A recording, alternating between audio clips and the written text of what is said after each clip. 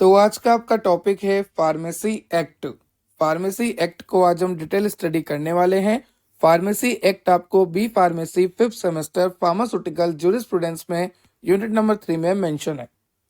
Pharmacy act में हम objectives देखने वाले हैं, कुछ इंपॉर्टेंट डेफिनेशंस देखने वाले हैं, साथ ही साथ पीसीआई को हम स्टडी करेंगे, फार्मेसी काउंसिल ऑफ इंडिया को हम स्टडी करेंगे, उसके कॉन्स्टिट्यूशन देखेंगे, फंक्शंस देखेंगे और साथ ही साथ एजुकेशन रेगुलेशन को डिटेल स्टडी करेंगे।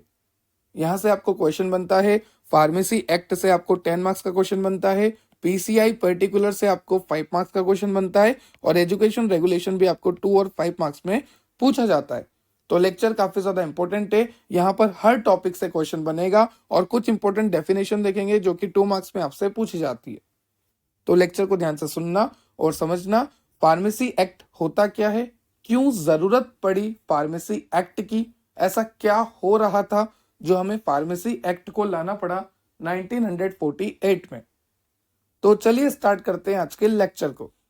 अगर आपको और लेक्चर की रिक्वायरमेंट है तो आप चेक कर सकते हैं हमारी प्लेलिस्ट, जहां पर आपको यूनिट वाइज सारे लेक्चर मैंने मेंशन किए हुए हैं।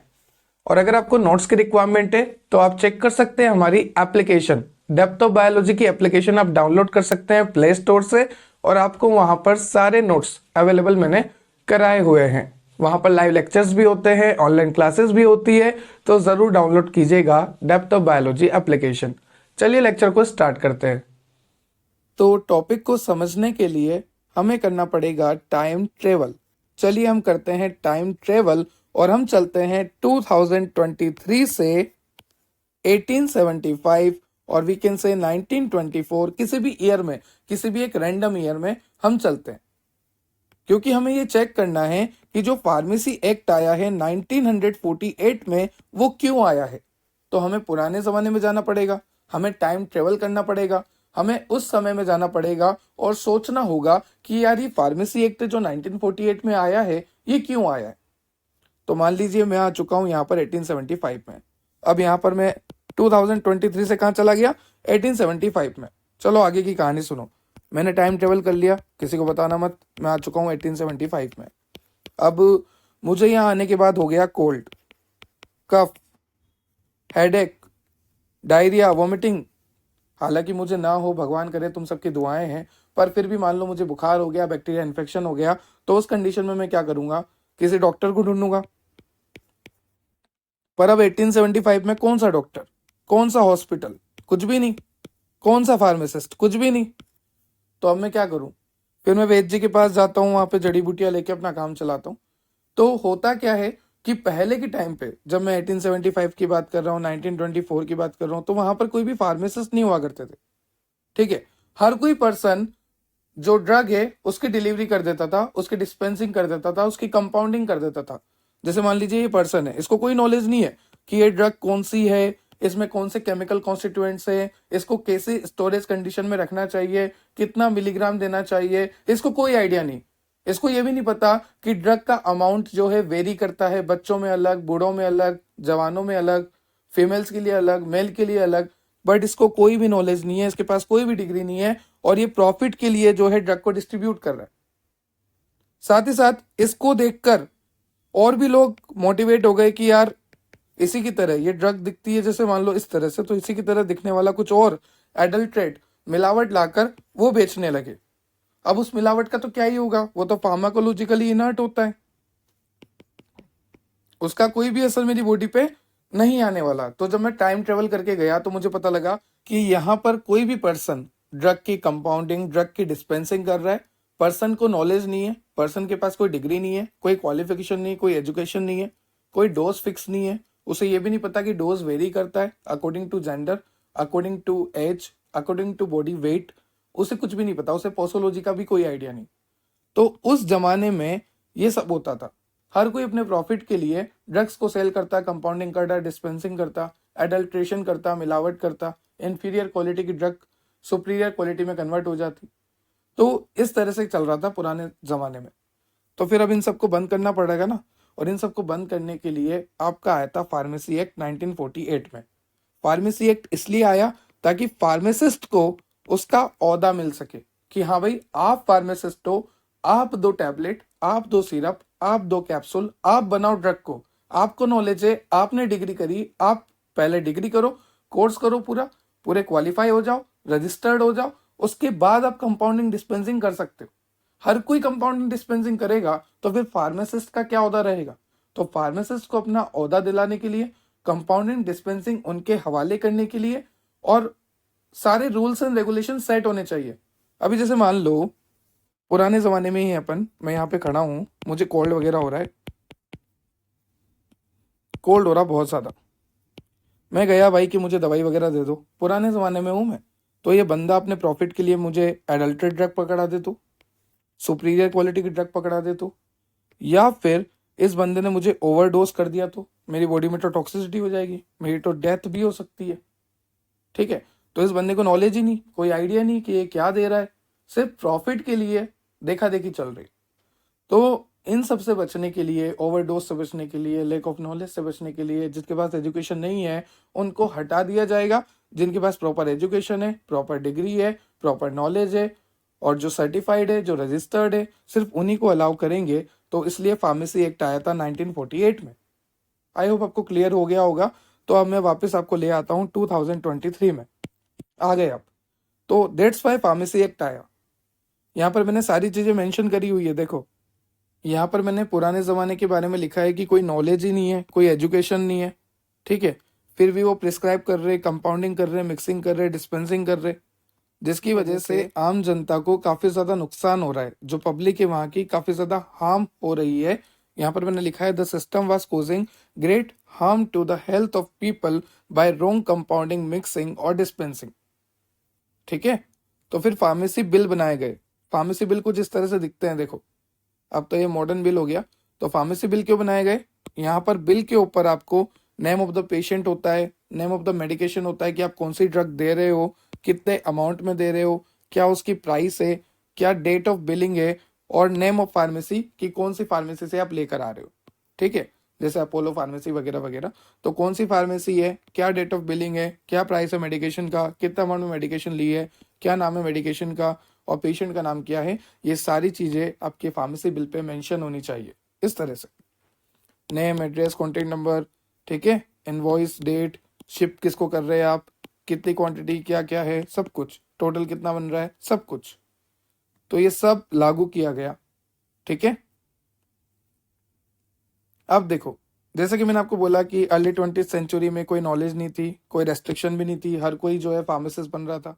साथ ही साथ एब्सेंस ऑफ रिकॉग्नाइज्ड क्यूरिकुलम, मतलब कि कोई प्रोफेशनल कोर्स नहीं हुआ करता था, कोई कोर्स ऑफ स्टडी नहीं था उस टाइम।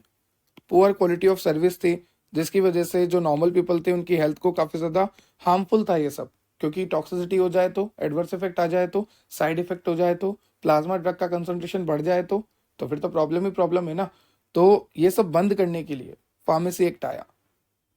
अब देखो, यहाँ पर बहुत ही अच्छी बात लिखी है कि as per the recommendation of drug inquiry committee, ये रही drug inquiry committee, health survey, ये health survey, and development committee, ये आपकी डेवलपमेंट कमेटी। तो drug inquiry committee, health survey and development committee, drug inquiry committee, health survey and development committee, इन सब ने मिलकर सेंट्रल काउंसिल और स्टेट काउंसिल को बनाया। I repeat, drug inquiry committee, health survey committee और डेवलपमेंट कमेटी, इन तीनों ने मिलकर आपके सेंट्रल और स्टेट काउंसिल को बनाया।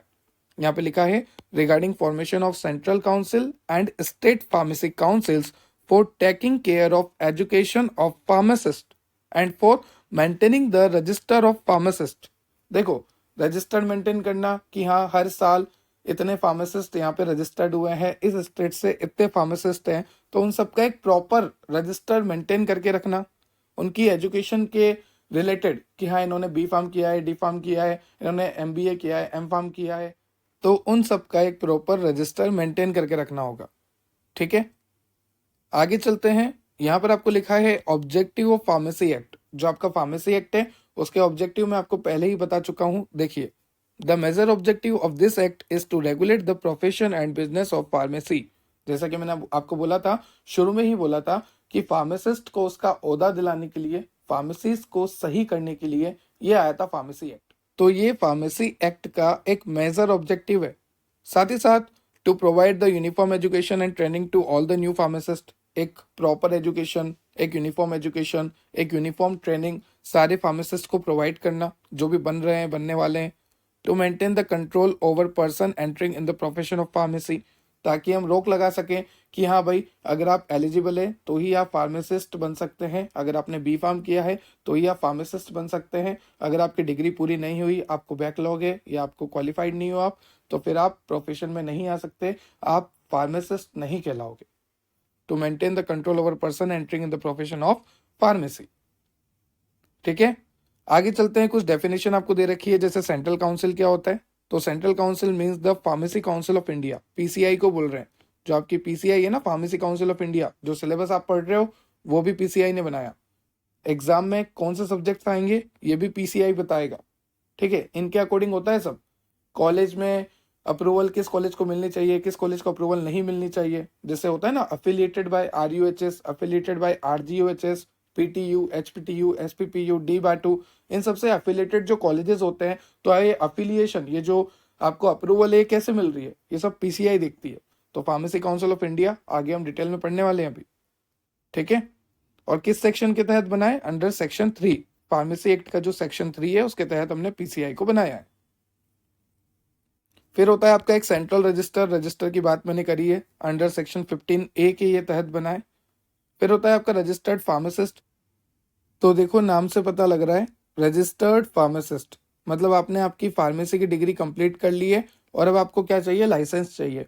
तो आप रजिस्ट्रेशन कराओगे कि हमारी बी फार्मेसी की डिग्री कंप्लीट हो चुकी है इस यूनिवर्सिटी से और अब हमें लाइसेंस इशू करिए। ठीक है, तो रजिस्टर्ड कराना, तो वही लिखा हुआ है रजिस्टर्ड फार्मासिस्ट, कि आपने इस स्टेट से रजिस्ट्रेशन कराया है, आप यहाँ के लोकल हैं, वो सारी बातें बतानी होती है। ठीक है, तो आप रजिस्टर्ड हो जाते हैं। उसके बाद होती है एक एग्जीक्यूटिव कमेटी, आगे इसको भी पढ़ेंगे एग्जीक्यूटिव कमेटी क्या होती है। एग्जीक्यूटिव कमेटी में सारे सीनियर लेवल मैनेजर होते हैं जो कि गाइडेंस देते हैं। कोई भी स्ट्रेटेजी हो, कोई भी प्लानिंग वगैरह हमें करनी हो आगे, तो उसके लिए गाइडेंस वगैरह मिलती है। सारे सीनियर लेवल मैनेजर होते हैं यहाँ पर, जैसे कि चेयरपर्सन होते हैं, ट्रेजरर होते हैं, कुछ सेक्रेटरी होते हैं और एक और दो बोर्ड मेंबर्स होते हैं। ठीक है, तो ये सारी बातें आपको याद रखनी है कि एग्जीक्यूटिव कमेटी में सीनियर लेवल मैनेजर होते हैं जो कि गाइडेंस देते हैं, स्ट्रेटजी करवाते हैं, प्लानिंग करवाते हैं। चेयरपर्सन, ट्रेजरर, सेक्रेटरी और एक और दो बोर्ड मेंबर होते हैं। आगे चलते हैं, आगे आपका स्टेट काउंसिल जो कि बना था अंडर सेक्शन 19। उसके बाद है आपका यूजीसी, यूनिवर्सिटी ग्रांट कमीशन, जो कि बना था अंडर सेक्शन 4। तो दो नंबर में डेफिनेशन याद रखनी है कि यूजीसी क्या होता है, स्टेट काउंसिल क्या होता है, सेंट्रल काउंसिल क्या होता है, सेंट्रल रजिस्टर क्या होता है, रजिस्टर्ड फार्मासिस्ट क्या होता है और एग्जीक्यूटिव कमेटी क्या होती है। आगे चलते हैं, आगे है आपके पास रेपेट ट्रायट। अब ये जो वर्ड है ये आपके लिए कंप्लीटली न्यू है। जैसे मान लीजिए मैं यहाँ पर खड़ा हूँ और मैं इंडिया से ही हूँ, मैं एक इंडियन हूँ, मेरा ओरिजिन क्या है, इंडिया है, मैं एक इंडियन हूँ। और मान लीजिए किसी कारण से या फिर फार्मेसी वगैरह से रिलेटेड या फिर हायर एजुकेशन से रिलेटेड मैं कहीं बाहर जाता हूँ, किसी फॉरेन कंट्री में जाता हूँ, वहाँ पर सिविल डिस्टर्बेंस हो रहा है, फियर वगैरह हो रहा है। ठीक है, यहाँ पर लिखा है fear of such disturbances, civil disturbances हो रहे हैं, तो मुझे वापस इंडिया लाया जाएगा क्योंकि मेरी नेशनलिटी, मेरा ओरिजिन इंडिया है, इंडियन हूँ मैं, तो मुझे वापस लाया जाएगा। तो यहाँ पर वही सारी बातें लिखी हुई है, any person of Indian origin who on account of civil disturbance or for the fear of such disturbance now forming the part of Sri Lanka, Burma, Uganda or any other such countries on or after 14th April 1957 left or has been displaced from his place of residence, place of residence मतलब Indian nationality. तो इसका मतलब यही है कि अगर आप किसी फॉरेन कंट्री में जाते हैं और वहां पर सिविल डिस्टर्बेंस होता है तो वापस आपको इंडिया लाया जाएगा। चलिए आगे चलते हैं, और भी डेफिनेशन है, जैसे कि आपका रजिस्टर्ड मेडिकल प्रैक्टिशनर। जब हमने शेड्यूल्स पढ़े थे यूनिट 1 और यूनिट 2 में, काफी डिटेल में हमने शेड्यूल्स पढ़े थे, तो वहां पर हमने देखा था रजिस्टर्ड मेडिकल प्रैक्टिशनर के बारे में। रजिस्टर्ड मेडिकल प्रैक्टिशनर एक ऐसा पर्सन होता है जिसके पास क्वालिफिकेशन होती है, person holding qualification granted by an authority specified और notified under section 3 of the Indian medical degree act 1916। कौन सा एक्ट है ये, इंडियन मेडिकल डिग्री एक्ट 1960 में जो लॉन्च हुआ था उसके सेक्शन 3 के तहत।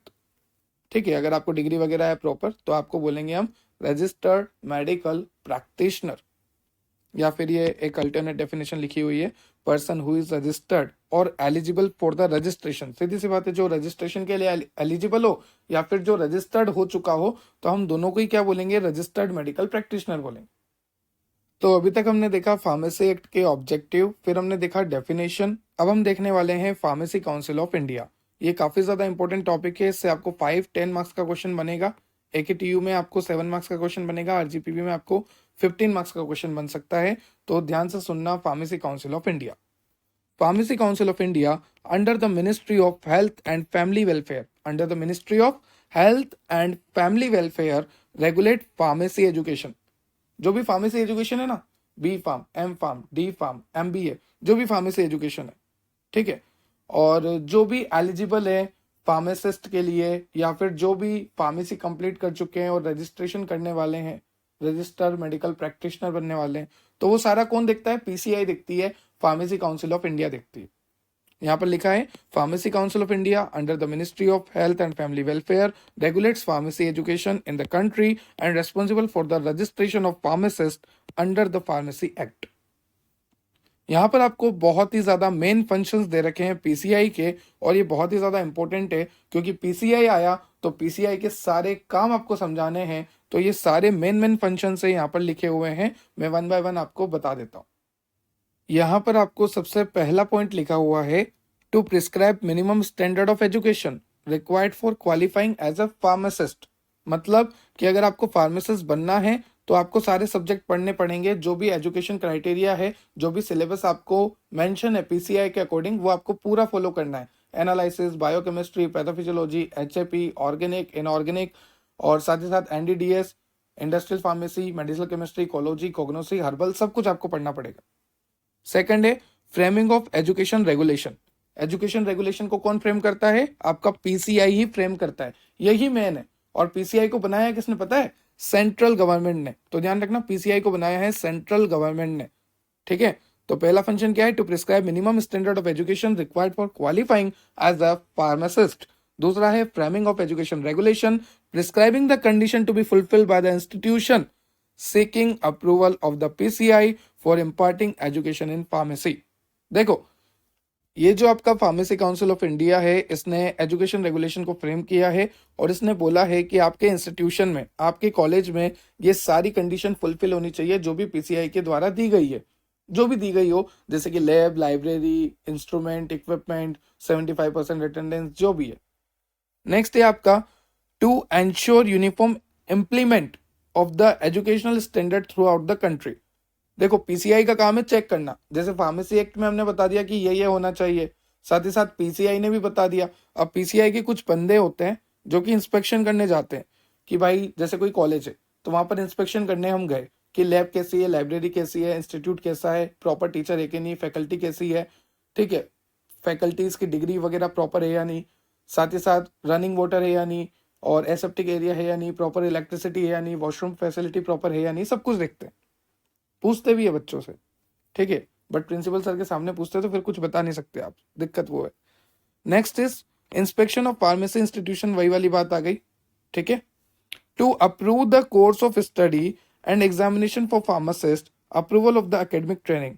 देखो, PCI ही सब करवाता है। PCI के अंडर में ये जो सिलेबस पढ़ रहे हो, ये भी आप PCI के अंडर में पढ़ रहे हो। जो एग्जाम दोगे आगे जाके, वो भी PCI के मन चाहे सब्जेक्ट आएंगे। वो चाहता है कि ये सब्जेक्ट आएगा, इतने क्वेश्चन आएंगे, तो वो सब्जेक्ट आएगा, उससे इतना क्वेश्चन आएंगे, उतना उसका इतना वेटेज रहेगा। तो ये सब किस पे डिपेंड करता है, फार्मेसी काउंसिल ऑफ इंडिया पे। देखो, कोर्स ऑफ स्टडी क्या है, एग्जामिनेशन कौन सी होते हैं फार्मासिस्ट के लिए, जो भी है वो सब कौन देखेगा, PCI देखेगा। साथ ही साथ अगर मान लीजिए किसी कॉलेज को अप्रूवल मिल गया, जैसे RUHS से अप्रूवल है, RGUHS से, AKTU से अप्रूवल मिल गया अप्रूवल, बट PCI की इंस्पेक्शन टीम आती है, हर टाइम आती है, कुछ सालों में आती रहती है। तो जब वो चेक करेंगे और अगर उन्हें कुछ भी इलीगल लगा या सही नहीं लगा या प्रॉपर स्टाफ नहीं है, प्रॉपर फैसिलिटीज नहीं है, तो वो विड्रॉ कर लेगी। अप्रूवल जो इन्होंने दिया था उसे विड्रॉ कर लेती है, ठीक है। As per the PCI guideline अगर कुछ नहीं हो रहा है तो विड्रॉ कर लो। नेक्स्ट है फॉरेन क्वालिफिकेशन को भी अप्रूव करती है आपकी PCI, और मेंटेन करते हैं सेंट्रल रजिस्टर ऑफ फार्मासिस्ट को। जो भी फार्मासिस्ट बन रहे हैं हर अलग अलग स्टेट में, तो स्टेट क्या करता है, उनकी कॉपी बनाकर, उनकी जेरोक्स करके 5 कॉपी बनाकर हर 1 अप्रैल को सेंड करता है, 1 अप्रैल के बाद हर साल में। तो जो रजिस्टर्ड है उनको मेंटेन करके कौन रखता है? आपका पीसीआई। ठीक है, जो भी रजिस्टर्ड आ रहे हैं कि हाँ भाई यहाँ से इतने फार्मासिस्ट हैं, जो भी रजिस्ट्रेशन हो रहा है उन सबको 1 अप्रैल के बाद हर साल में सेंड करना होता है 5-5 कॉपी पीसीआई को। तो पीसीआई क्या करती है? उन सबको मेंटेन करती है। तो ये मेन फंक्शन हो गया आपके फार्मेसी काउंसिल ऑफ इंडिया के। अब देखो फार्मेसी काउंसिल ऑफ इंडिया को। देखो जैसा कि मैंने आपको पहले ही बताया है कि फार्मेसी काउंसिल ऑफ इंडिया को सेंट्रल गवर्नमेंट ने बनाया है। साथ ही साथ फार्मेसी काउंसिल ऑफ इंडिया को 1949 9 अगस्त को बनाया गया था। I repeat, pharmacy council of India को 9 अगस्त 1949 को बनाया गया था और इसको बनाया था सेंट्रल गवर्नमेंट ने। तो पीसीआई को किसने बनाया था? पीसीआई को बनाने वाला है सेंट्रल गवर्नमेंट, 9 अगस्त 1949। अब यहां पर जो मेंबर्स होते हैं, जैसे कि प्रेसिडेंट होते हैं, वाइस प्रेसिडेंट होते हैं, कुछ इलेक्टेड मेंबर होते हैं, कुछ नॉमिनेटेड मेंबर्स होते हैं, कई तरह के मेंबर होते हैं। अगर ये पीसीआई एक संस्था है तो यहाँ पर कई तरह के मेंबर्स होंगे। ठीक है, कई तरह के मेंबर्स होंगे। तो ये मेंबर्स को चुना जाता है इलेक्शन के थ्रू, नॉमिनेशन के थ्रू, और एक्स ऑफिसर्स को चुने जाते हैं। तो यहाँ पर अगर इलेक्शन होंगे तो इलेक्शन हर 5 साल में होते हैं। यहाँ पर लिखा है कि इलेक्शन हर 5 साल में होते हैं ताकि नए नए पर्सन आ सके। देखो सीधी सी बात है, जिसकी वोटिंग ज्यादा वही सत्ता में आता है। तो यही बात है कि पीसीआई में अगर आना है, एज ए प्रेसिडेंट आना है, वाइस प्रेसिडेंट आना है, तो इलेक्शन होता है और इलेक्शन होने के बाद आपको प्रेसिडेंट वाइस प्रेसिडेंट बनाया जाता है पीसीआई का, और ये इलेक्शन हर 5 साल में होता है। ठीक है, the president and vice president are nominated by its member. If the nominated member, अब देखो ध्यान से सुनना, एक होते हैं नॉमिनेटेड मेंबर, एक होते हैं इलेक्टेड मेंबर, और एक होते हैं एक्स ऑफिसर। मतलब कि जो रिटायर्ड हो चुके हैं उनको लाते हैं, क्योंकि रिटायरमेंट वालों को नॉलेज अच्छी खासी होती है तो उनको ले आते हैं रिटायर्ड बंदों को। तो रिटायर्ड बंदों को तो हम ला रहे हैं तो कोई दिक्कत नहीं। अब ये जो नॉमिनेटेड मेंबर है और ये जो इलेक्टेड मेंबर है, नॉमिनेटेड मतलब कि मैंने सीधा बोल दिया कि तुम, तो तुम ही। ठीक है, और इलेक्टेड मैंने बोला कि तुम सब डिसाइड करो और चुनो, तो तुमने डिसाइड किया और चुना, इलेक्शन हुए। जैसे कि यार इलेक्शन होता है ना 5 साल में, जैसे मोदी जी आ रहे हैं 2 बार लगातार, तो वैसे ही इलेक्शन हो रहा है इधर भी पीसीआई में, प्रेसिडेंट के लिए, वाइस प्रेसिडेंट के लिए। तो मेन मुद्दा क्या है कि अगर नॉमिनेटेड मेंबर और इलेक्टेड मेंबर अगर 3 मीटिंग लगातार अटेंड नहीं करते, मान लीजिए पीसीआई की कोई मीटिंग हो रही है और अगर आपके जो नॉमिनेटेड मेंबर है या फिर जो आपके इलेक्टेड मेंबर है वो 3 मीटिंग लगातार अटेंड नहीं करते, साथ ही साथ कुछ बहाना भी नहीं देते, कुछ रीजन भी नहीं देते कि सर मैं इसलिए नहीं आया था, या मैं इसलिए अटेंड नहीं कर पाऊंगा, या मुझे कोई हेल्थ इशू है, अगर ऐसा कुछ होता है तो फिर वहां पर वैकेंट हो जाता है, उनकी जो सीट है वो खाली हो जाती है, वैकेंसी आ जाती है, उनको हटा दिया जाता है, उनकी जगह पे कोई और आया जाता है। तो ध्यान रखना, अगर नॉमिनेटेड मेंबर है या फिर कोई इलेक्टेड मेंबर है, उन्होंने 3 मीटिंग लगातार अटेंड नहीं करी और कुछ बहाना भी नहीं दिया, कुछ रीजन भी नहीं दिया, तो वहां पर उनकी सीट जो है वैकेंट हो जाती है, उसकी जगह कोई और बंदा आता है। और अगर मान लीजिए किसी मेंबर को, कोई नॉमिनेटेड मेंबर है या कोई इलेक्टेड मेंबर है, जैसे मान लीजिए मेंबर खड़ा है, ये नॉमिनेटेड है या इलेक्टेड मेंबर है, अगर इसे इस्तीफा देना है, इसे नहीं रहना भाई, ये परेशान हो गया, ऐसे इस्तीफा देना है कि मुझे नहीं रहना अब, 5 साल तक तो दूर, में तो 1 साल भी नहीं रह सकता, मुझसे नहीं हो पा रहा, या कोई हेल्थ इशू है, या मुझे ट्रांसफर चाहिए, मुझे जाना है, मुझे रिजाइन देना है, तो ये रिजाइन दे सकता है खुद की हैंड राइटिंग में, खुद की हैंड राइटिंग में ये लिखे और ये दे दे पीसीआई के प्रेसिडेंट को। कोई भी नॉमिनेटेड मेंबर, इलेक्टेड मेंबर अपना रिजाइन दे सकता है, अपनी हैंड राइटिंग में वो लिख कर प्रेसिडेंट को दे सकता है और प्रेसिडेंट उसको एक्सेप्ट कर लेगा। तो ये सारी बातें लिखी है कि फार्मेसी काउंसिल ऑफ इंडिया को सेंट्रल गवर्नमेंट ने बनाया। फार्मेसी काउंसिल ऑफ इंडिया 1949 9 अगस्त में बनी थी। हर बार 5 साल में यहाँ पे प्रेसिडेंट वाइस प्रेसिडेंट चेंज होते रहते हैं। The president vice president are nominated by its member. If the nominated member and elected member, अगर वो 3 मीटिंग से नहीं आ रहे बिना कोई बहाना दिए, तो उनके लिए एक वैकेंट सीट हो जाती है, मतलब उनको हटा दिया जाता है, आपको नया बंदा आएगा। Elected and nominated member can resign by return by on hand writing to give president. देखो खुद की हैंडराइटिंग में लिखो, प्रेसिडेंट को दो और रिटायर हो जाओ। ठीक है, या रिजाइन दे दो, सीधी सी बात है, रिटायर तो क्या बोलेंगे, रिजाइन दे दो। अब देखो जो मैं बोल रहा था ना कि इलेक्टेड मेंबर होते हैं, कुछ नॉमिनेटेड होते हैं, कुछ एक्स ऑफिसर होते हैं। मैंने आपको बोला था कि इलेक्टेड मतलब इलेक्शन से हो रहे हैं, चुनाव हो रहा है। नॉमिनेटेड मतलब नॉमिनी, मैंने बोल दिया बस वही। और कुछ रिटायर्ड होते हैं मेंबर्स। तो देखो इलेक्टेड मेंबर कितने होते हैं पता है? पीसीआई में इलेक्टेड मेंबर होते हैं 8, नॉमिनेटेड मेंबर होते हैं 9, और टोटल एक्स ऑफिसर होते हैं 3 रिटायर्ड ऑफिसर। तो टोटल मिला के हो गया ये आपका 20, अगर मेरी थोड़ी मैथ अच्छी है तो। ठीक है, तो इलेक्टेड मेंबर कितने होते हैं? 8, नॉमिनेटेड 9 और एक्स ऑफिशियल मेंबर 3 होते हैं। अब कौन कौन से होते हैं देखो, मान लीजिए आपके पास 6 मेंबर है, तो 6 में से कम 4 तो टीचर होने चाहिए। क्या होने चाहिए? 4 तो कम से कम टीचर चाहिए। एक मेंबर आपको मेडिकल काउंसिल ऑफ इंडिया का चाहिए, एमसीआई का। एमसीआई होती है एमबीबीएस वालों के लिए, तो वहां से एक पर्सन चाहिए आपको। साथ ही साथ एक पर्सन आपको फार्मासिस्ट चाहिए। ठीक है, तो आपको चाहिए इलेक्शन में 8 मेंबर, इलेक्टेड मतलब चुने गए 8 मेंबर। उन 8 में से अगर मैं देखा जाए तो 6 मेंबर में से 4 तो टीचर होने चाहिए, एक मेंबर एमसीआई से होना चाहिए, मेडिकल काउंसिल ऑफ इंडिया से, और एक मेंबर आपका फार्मासिस्ट होना चाहिए। अब बात करते हैं नॉमिनेटेड मेंबर की। तो नॉमिनेटेड मेंबर में जो 6 मेंबर होते हैं उसमें कम से कम 4 मेंबर के पास डिग्री होनी चाहिए या फिर डिप्लोमा होना चाहिए। या तो आपके पास डिप्लोमा हो या फिर आपके पास डिग्री हो। 4 मेंबर के पास, 6 में से 4 मेंबर के पास डिग्री या डिप्लोमा होना चाहिए। साथ ही साथ 2 मेंबर और चाहिए। एक चाहिए आपको यूजीसी से, यूजीसी का मतलब होता है यूनिवर्सिटी ग्रांट कमीशन, और एक चाहिए आपको एआईसीटीई से। एआईसीटी का मतलब होता है all India council for technical education. तो 2 मेंबर चाहिए, एक मेंबर चाहिए यूजीसी से, एक मेंबर चाहिए एआईसीटीई से, फिर एक मेंबर आपको फार्मासिस्ट चाहिए अगेन। ठीक है, अब रिटायर्ड ऑफिसर्स की बात करें तो एक तो चाहिए आपको director general of health service. क्या बात है। एक आपको चाहिए director of central drug laboratories, CDL, पढ़ा था ना हमने। और एक आपको चाहिए drug controller of India, DCI. तो एक तो सीडीएल का डायरेक्टर, एक डीसीआई आपको चाहिए ड्रग कंट्रोलर ऑफ इंडिया, एक चाहिए आपको director general of health service. और इन सारे मेंबर को मिला के आपका बनेगा फार्मेसी काउंसिल ऑफ इंडिया। ये सारे मेंबर्स होते हैं, टोटल 20 होते हैं, जिसमें इलेक्टेड मेंबर 8, नॉमिनेटेड 9 और एक्स ऑफिसर मेंबर 3 होते हैं। ठीक है, ये सारा आपको लिखना है पीसीआई में, काफी डिटेल में पीसीआई है, सारा सब कुछ लिखना है। और अगर ये डायग्राम बना दोगे तो सोने पे सुहागा। ठीक है, एब्रिविएशन यूज कर लेना PCI, pharmacy council of India के लिए। फॉर्मेशन कब हुआ था? 4 मार्च 1948। अब यहाँ पे तो मैंने 1948 4 मार्च लिखा है और यहाँ पर मैंने 1949 अगस्त बताया है। तो ऐसा क्यों?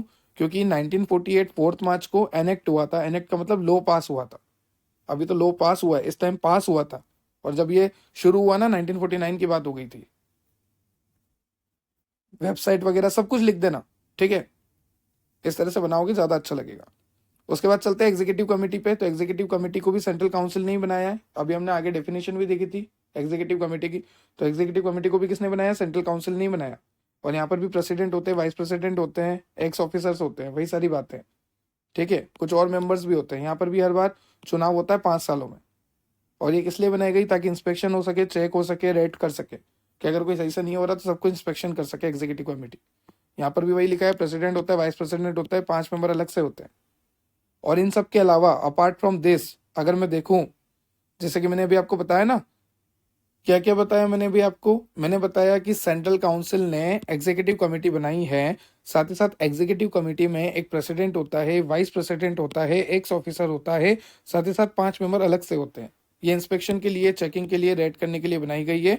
अपार्ट फ्रॉम दिस, इन सब के अलावा भी president, vice president, ex officer, 5 members, इन सब के अलावा भी एक रजिस्ट्रार होता है, सेक्रेटरी बोल लीजिए, अदर ऑफिसर होते हैं, सर्वेंट्स होते हैं, ताकि जो भी कानून है उसे अच्छे से फॉलो किया जाए।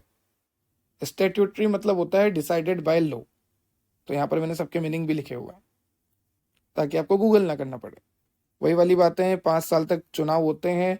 अगर आपको इस्तीफा देना है तो आप दे सकते हैं, कोई बड़ी बात नहीं है।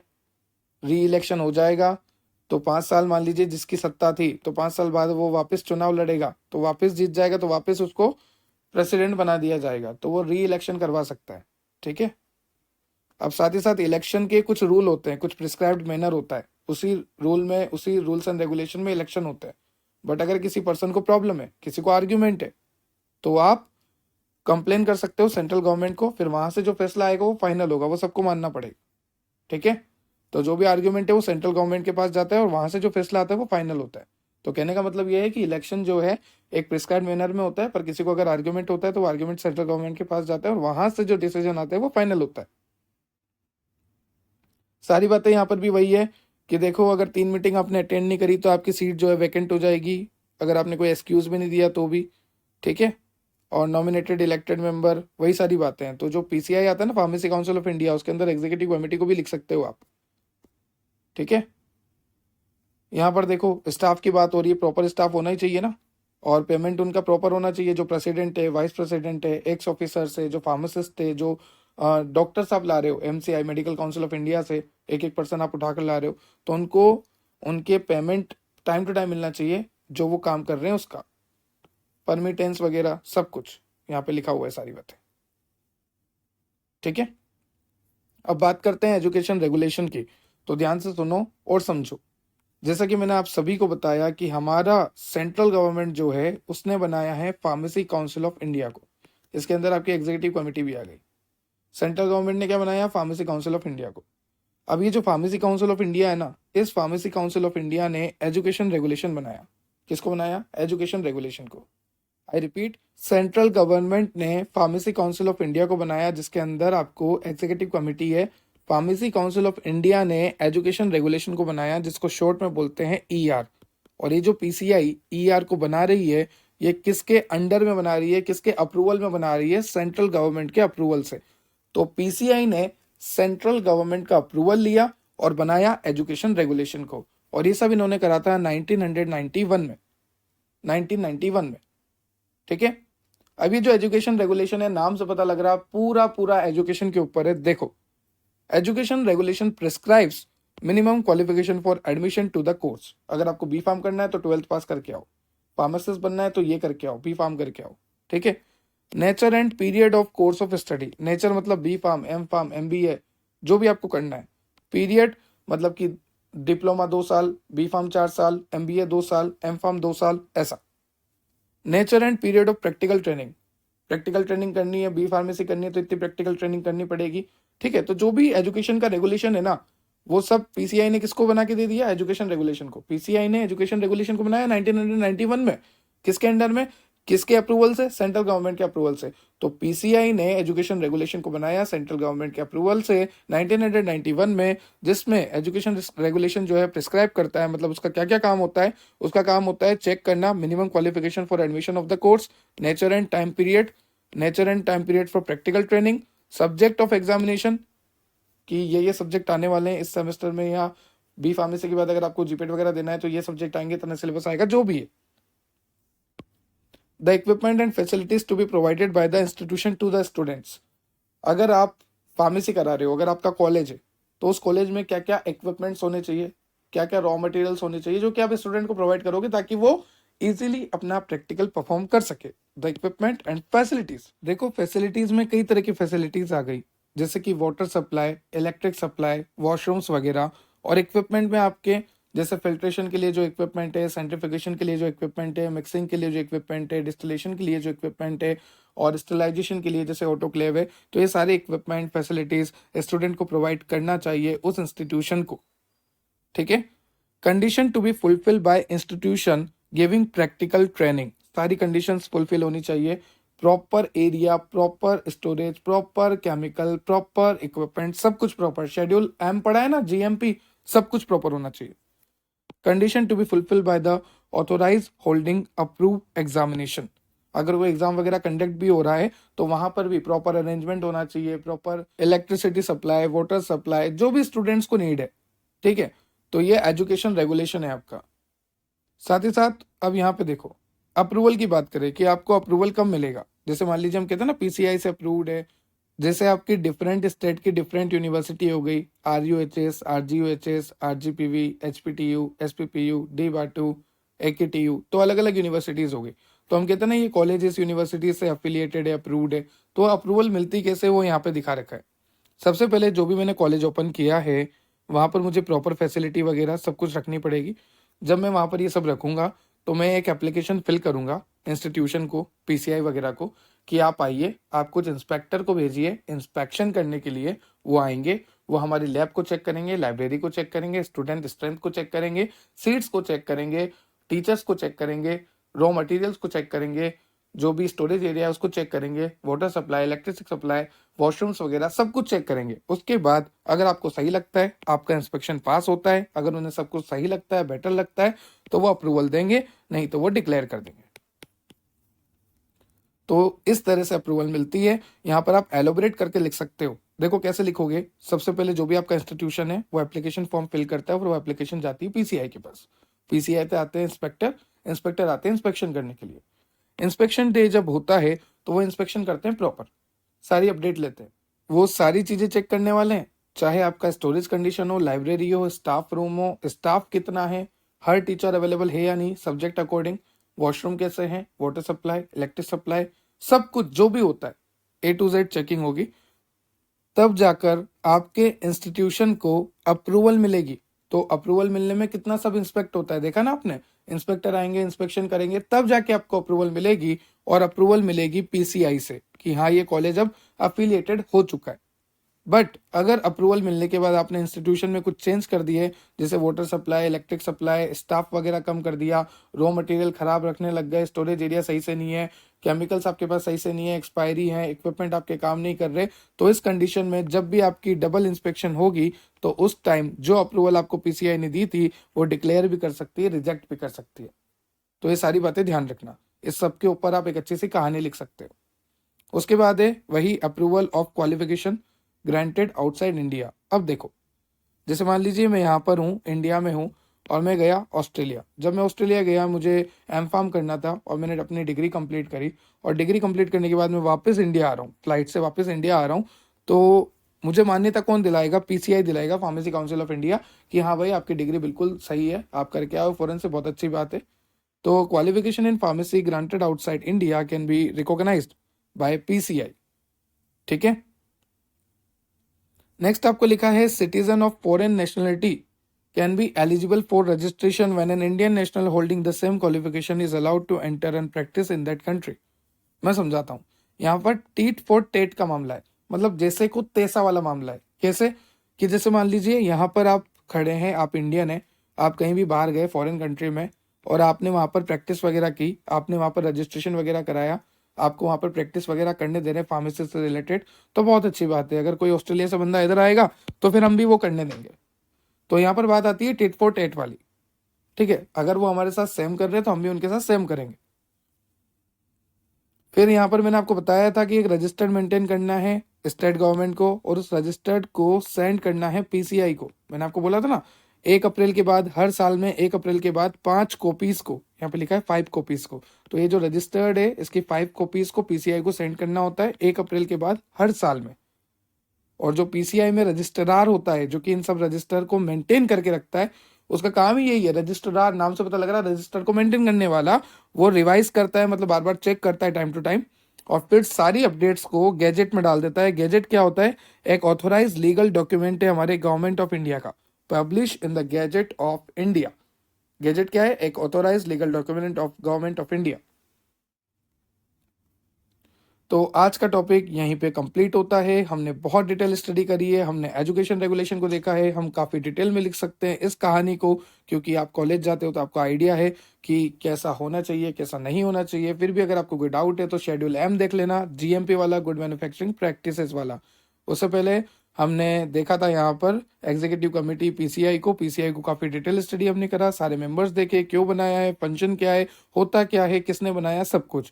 फिर हमने डेफिनेशन देखी थी, जैसे रजिस्टर्ड मेडिकल प्रैक्टिशनर की, यूनिवर्सिटी ग्रांट कमीशन की, स्टेट काउंसिल की, executive committee, registered pharmacist, central register, central council, objective of pharmacy act देखा था, फार्मेसी एक्ट की जरूरत क्या पड़ी, फार्मेसी एक्ट क्यों बनाया गया, पुराने ज़माने में गए थे, टाइम ट्रेवल किया था, सारी कहानी मैंने आपको समझा दी है। तो ये फार्मेसी एक्ट का एक पार्ट हमारा हुआ है, जहाँ पर हमने ऑब्जेक्टिव, डेफिनेशन, पीसीआई, उसके कॉन्स्टिट्यूशन, फंक्शन, एजुकेशन रेगुलेशन तक कवर किया है। अब नेक्स्ट लेक्चर में हम कवर करेंगे स्टेट एंड जॉइंट फार्मेसी, उसके constitution, function, registration of pharmacist, offences and penalties.